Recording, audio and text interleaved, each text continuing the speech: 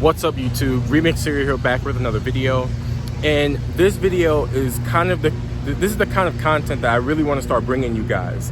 So today I'm actually here at the Chevrolet here in Homewood, Illinois. And thanks to Joe and the crew, they actually set me up with a little bit of alone time with this 2018 LT1 Camaro with a 4-cylinder engine. And as you can see right here, I have my 2014 Z51 3LT Corvette.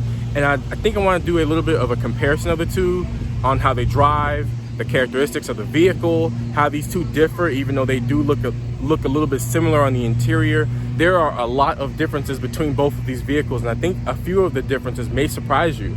So let's do a walk around of the vehicle. I'm gonna hop inside of the car, show you a little bit of the interior, where the differences lie, and then we'll see if we can get it on the road. So again, thank you to Chevrolet here in Homewood, and thank you to Joe and the rest of his gang. They are very helpful, very, very nice people. Definitely come on down here if you want to buy a vehicle. But with that being said, let's hop into the video. Give me the green light like John Legend. I wrote in the sex, I'm a force to be reckoned with. Like Ralph from Wrecking Shit. One day I'ma be on the jet with this. Where's Keisha cause I'm heaven sent. I got power like a 50 cent. I'm more certified than a president. Man, I'm telling you I'm big stepping, big flex. Goddamn, I'm feeling like Hercules. Niggas aren't saying I'm not from Earth. That nigga must be from Mercury. I'm the man with that plan. Next year my vid's gon' be on demand. My shit stay crack, it's country band. Only fans gon' understand, get a helping hand. I'm the main man, Batman, and you niggas Robins. Ayy, they like how's he winning the race at that pace when he's only jogging? Ayy, I used to flex in the Charger, now I'm making it cut like a barber. Ayy, my dreams get close, not farther. Ayy, trying to get me in. Okay, so we're gonna start off here in the Camaro, and I wanted to start talking about a little bit of some of the similarities that we have between the two vehicles. And like I mentioned before, there's not a lot of similarities, but one of the things I will mention is that the infotainment system, let's hop in here, the infotainment system and the steering wheel are very, very similar. So if you like the fit and finish of the Camaro steering wheel, you will like the one that comes in your Corvette or in your Z06 or your Grand Sport. Another similarity is the infotainment systems run very similar software. They both run a MyLink system. And in the Corvette and in the newer Camaros, you also do get your PDR system, which is, again, pretty much identical to the two vehicles. But other than that, these vehicles start to get very different very, very quickly, and let me show you what I mean by that.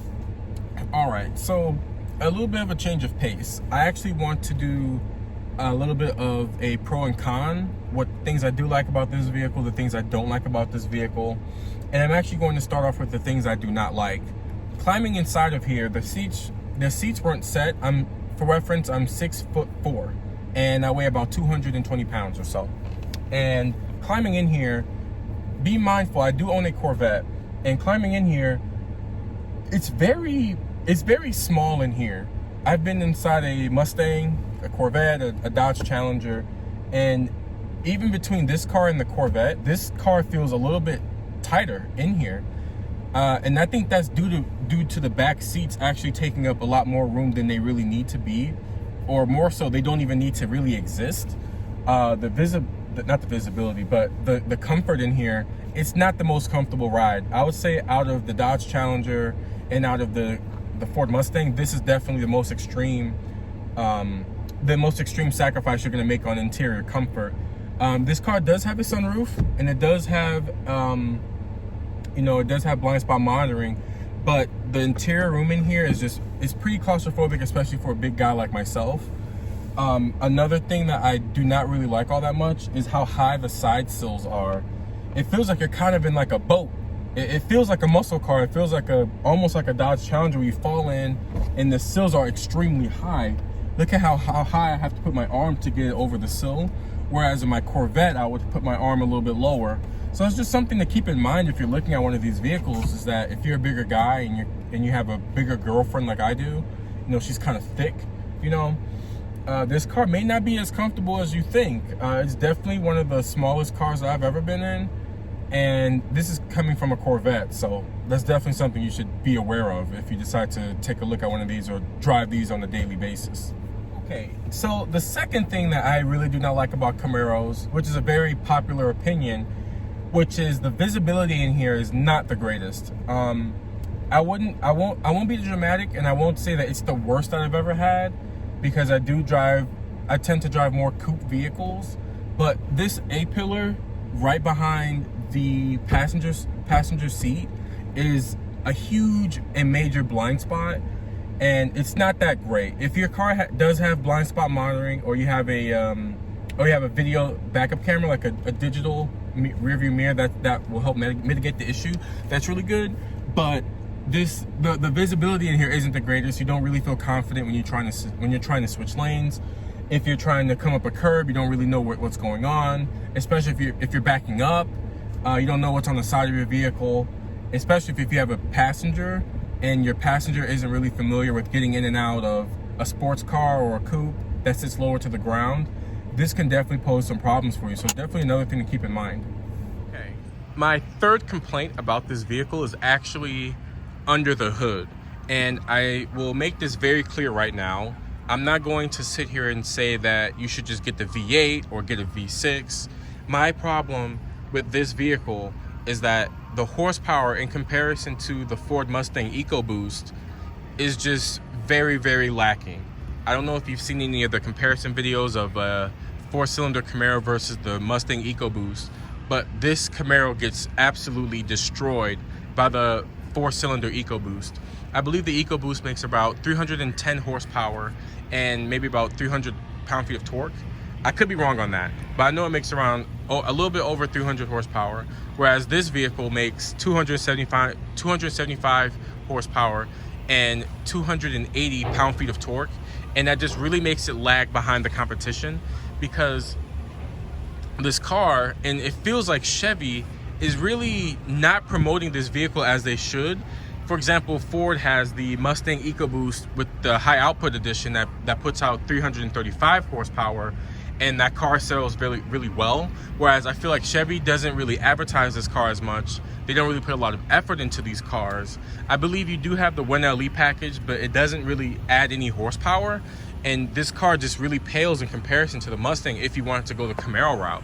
So my problem is definitely the horsepower for the 4-cylinder compared to its competition, if that makes any sense to you guys. That's a major issue that I have with this. The very last con that I actually have with this vehicle is for the base model. The headlights are actually halogen headlights. This is a 2018 Camaro, and LED headlights and LED front lights are the norm these days. And when you have halogen headlights, it really makes the car look more dated than it actually is, especially during the daytime. When you're driving at night, this car is a 2018 model, but it looks like it's a 2013 or a 2014 Camaro, because you don't have the LED headlights. You do have them here on the sides, but I really think that from an aesthetics perspective, which I'm a big fan of aesthetics and appearance, I think that's a major downside to, it's a major detriment to the style of the vehicle.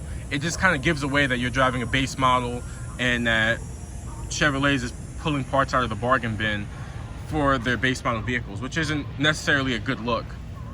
Okay, so now we're on the pros, and there is a huge list of pros and things that I really do like about this particular car. Number one is that this is one of the best handling muscle cars that I've ever driven. I've driven an SRT 392, I've driven the 5.0 Mustang, and I've driven the V6 Camaro. And between all of them, all the Camaros, they handle so well and so precise. Also, I'm not including the Corvette in that. I don't really consider the Corvette a muscle car. It's more of a sports car to me. It's aerodynamic, it's light. But when it comes to a muscle car, the Camaros, I have to give it to them. These are one of the best handling muscle cars that I've ever seen, or that I've ever driven. This is, again, over the Mustang and definitely over the Challenger. Nothing but confidence when you're taking on-ramps or doing apexes or whatever. This car handles very, very well. A feature that I really do like about the Chevys, my Corvette actually has that as well, which is the maximum startup volume. So if you're coming home from work and you're blasting your favorite rap or hip-hop or whatever, and you leave the volume on really high, the next time you go to start your car, if you change your setting right here to maximum start. When you start your car, this is the loudest your radio will ever get if you do leave it on 100. I just think this is a fantastic feature. My 2021 Nissan Altima doesn't have this feature. My girlfriend has been startled plenty of times when I've started the car, even myself. So definitely something that is a really underlooked feature for sure. One of the things I love the most about this vehicle, and one of the things that I hate the most about the base model Mustangs, is that the base model Mustang, I'll see if I can get a picture for you guys of how pathetic it is, but this car in its current form, at its standard form in its base model, it comes with a digital dash right here, a nice looking tech, and more importantly, it comes with an 8-inch infotainment system standard. It comes standard with Apple CarPlay, Android Auto. It comes standard with a decent speaker system. And the Mustang, in comparison, it comes with this like calculator, tech systems, like Texas Instruments calculator screen. It's so pathetic. And they still offer this radio. The 5.0 offers a small little pathetic screen in 2021 models. It's so pathetic. It's so ridiculous. Even Dodge offers the 7-inch Uconnect system in the base model GTs and SXTs and SE vehicles. They even offer the 7-inch display with CarPlay and Android Auto standard, while Ford is still using this ancient technology. And in my opinion, this is a major advantage that the Camaro has over the Mustang. I'm gonna put that image back up on the screen so you guys can see how pathetic that screen is. I mean, the Mustang in comparison looks so outdated with that pathetic, puny little screen. So major hats off to Dodge and to Chevy for putting in a standard screen that makes the car look like it's actually from 2021 and not from 1921. Okay, so another pro that I really like about this vehicle in comparison to its competition is the interior quality and some of its small little gimmicks. This car feels really solid, well put together. There is a little bit of cheap plastic all around, but I wouldn't say it's as bad as, or feels as bad or as cheap as Dodge. And I believe Ford is on the same level as this Camaro. But the things in here and everything that you touch feels good. This is like the fake leather pleather, I believe. This is some cheap plastic right here. But the dash looks amazing. The steering wheel doesn't really feel cheap. Some of the Dodge steering wheels feel kind of, they feel kind of finicky, like they just lifted it out of a Chrysler 200. But the steering wheel feels really good. The digital dash looks really good. You have the nice infotainment system, which kind of brings everything together. It's even integrated nicely. I really don't like how it's tilted down. But other than that, it's a nice looking infotainment system. And this may be a gimmick, but I'm a huge fan of this. It looks like a turbine where instead of adjusting the temperature and the fan speed with a button, you actually adjust it with this this turbine jet looking air vent. And it's really cool. I'm not gonna lie to you, it's really gimmicky and it doesn't really serve any purpose, but it just looks so awesome. You can adjust the temperature right here, and then you can adjust the fan speed right here. It's really intuitive and it gets rid of a few physical buttons, but it doesn't hide these buttons into the infotainment screen. It just hides them into some movable pieces of the body, which is really cool. So yeah, another perk. Again, I know this is a gimmick, but I just love it. It's really cool to do and mess with. Okay, and one of the last points that I do want to make about this vehicle is that the design will always, I believe that the design of this vehicle will always look timeless, and that the design is actually one of the best designs that Chevy has ever made. I'm not a fan of the redesigned Camaros, and so I'm going to do a quick walk around of the vehicle just to give you guys a good little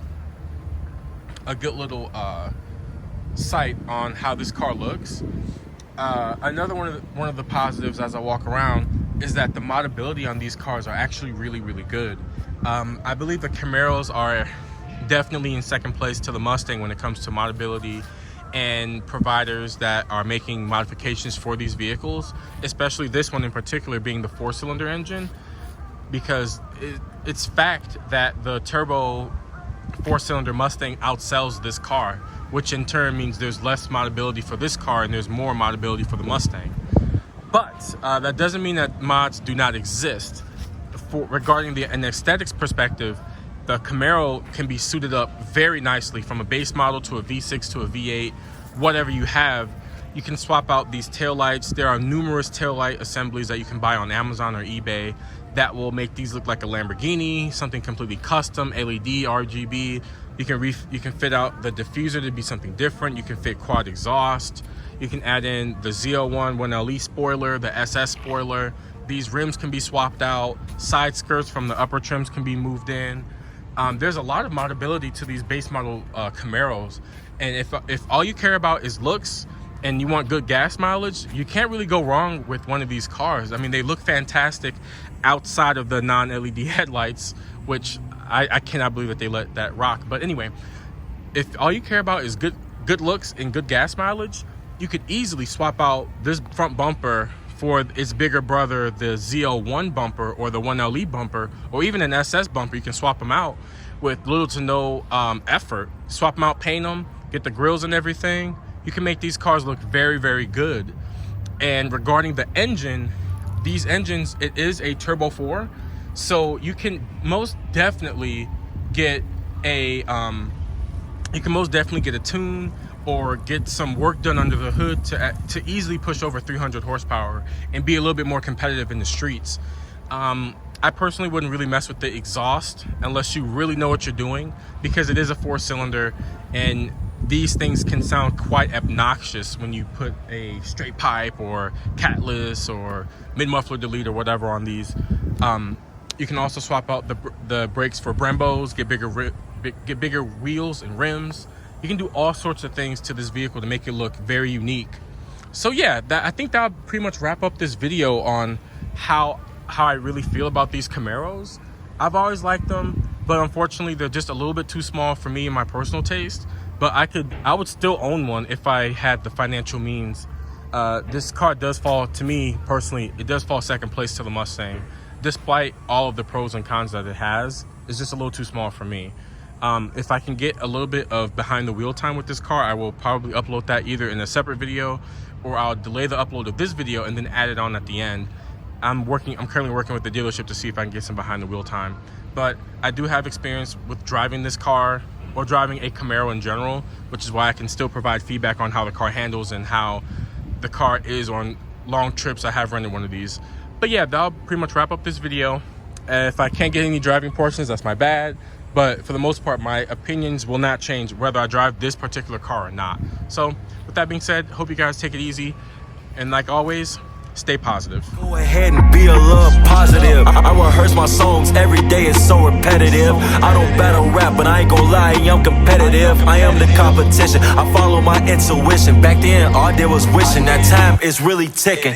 I saw that sack, you know a nigga got to run it. I am the king, and your bitch kingdom coming.